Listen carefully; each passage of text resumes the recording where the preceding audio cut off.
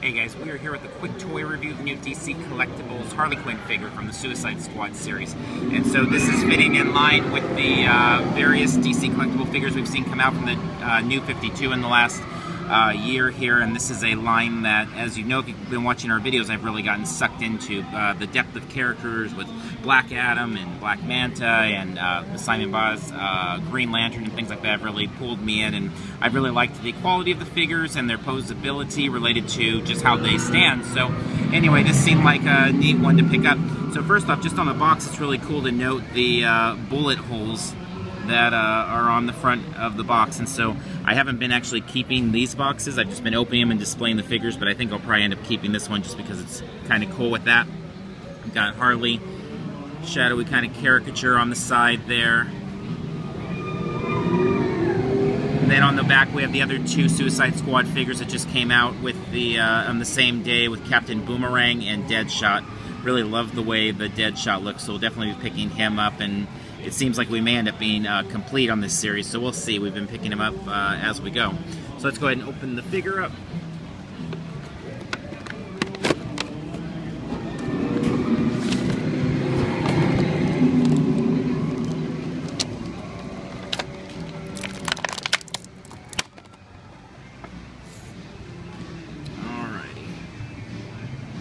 So to start out,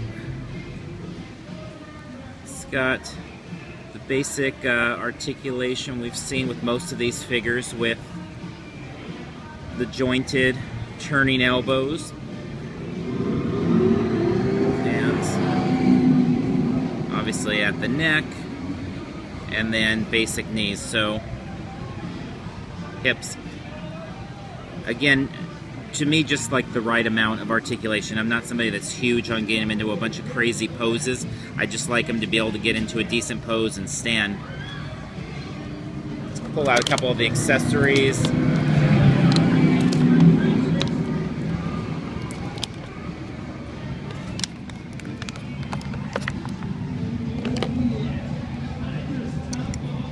So she comes with the mallet, which is a must for your Harley, and a couple of guns that can fit in her holsters there. I know a lot of people have been a little down on the design, which is, you know, kind of this DC 52, which they toyed around with a little bit over the last year, as she's been appearing now in her own book, a little bit different than what she was in Suicide Squad. There's the kind of classic Bruce Timm vision, which we're really not getting in this era, but I, you know, like her. Not to say that I wouldn't rather see her in the other outfit, but I think this one works. It's still cool. It's got the cool over-the-top, you know, mallet edition. You've got the fingernails painted different colors, which is cool to contrast with the, obviously, or to, I should say, go along with her hair. One thing I really like about the figure is that her pigtails there are able to go up, and you can even pose them, which is something that you don't see very often. She's got the cape that waves around, the sarcastic kind of funny little piece there.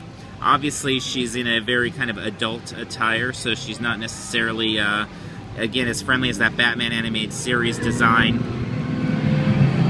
But she does fit with a lot of what we've seen in the comics and fan artwork even in the last few years.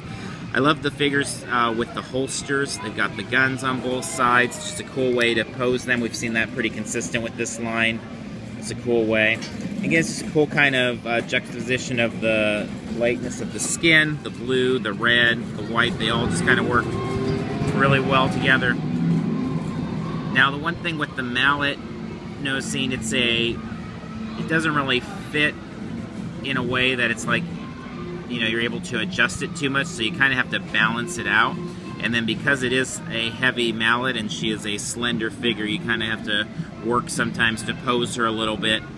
But with the knee articulation there, that allows for some nice posability and some nice movement around there. So again, as I've said in pretty much all the videos on these or the Marvel Selects, for the things that I'm going to do with the figures in terms of just displaying them like kind of mini statues, they work quite well, as I'm not, you know, doing a bunch of crazy poses with stands or things like that. I'm kind of putting them in a diorama and leaving them at that. So again, another figure from the line that I enjoy and like, and so as I said, it's kind of pulled me in where I bought even figures that I wouldn't traditionally, like Pandora, but a really cool line, and definitely going to keep up with them with some cool ones coming down the line in the next few months. So it was $22 where we picked it up at Mighty Pins in Anaheim, which is a store we always love there in Frankenstein, to pick these up for around $22. So definitely okay with that price. It's been consistent and glad we picked it up. So until next time, we'll see you in line somewhere.